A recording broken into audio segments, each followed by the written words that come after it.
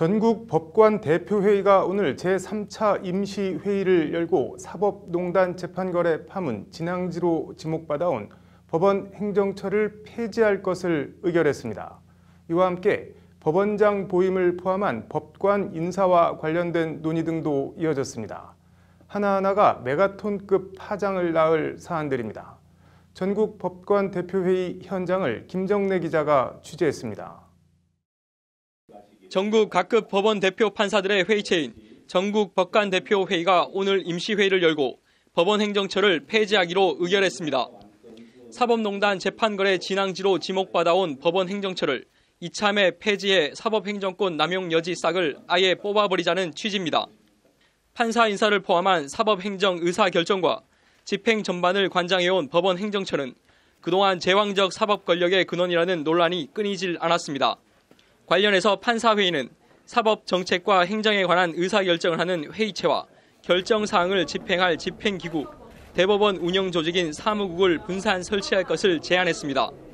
기존 대법원과 법원 행정처에 집중된 권한을 분산하자는 겁니다. 특히 집행기구의 경우엔 대법원과 인적, 물적으로 분리하는 쪽으로 의견을 모았습니다. 사법농단 사태의 한 원인이 됐던 법관 줄세우기, 법관 인사와 관련해서는 별도의 인사심의기구를 설치하는 쪽으로 가닥을 잡았습니다. 설치된 인사심의기구는 법원 행정처를 대체해 설립할 기구들과도 분리해 별도 조직으로 설치해야 한다는 것이 판사회의 구상입니다. 판사회의는 또 대법원장이 독자적으로 각급 법원장을 임명하는 현행 법원장 임명 방식도 바꿔야 한다는데 인식을 같이 했습니다. 소속 판사들의 직접 선출이나 임명 동의제 등 어떤 식으로든 일선 판사들의 의견이 반영돼야 한다는 겁니다. 판사회의는 이와 함께 법관의 사무 분담 기준에 관한 권고의안, 법관 근무평정 개선 의안 등 법관 인사 전반에 관한 사항들도 아울러 논의했습니다. 법원 행정처 폐지부터 법원장 보임 방식, 판사 사무와 인사 개선 방안 등 하나하나가 메가톤급 파장을 낳을 사안들입니다.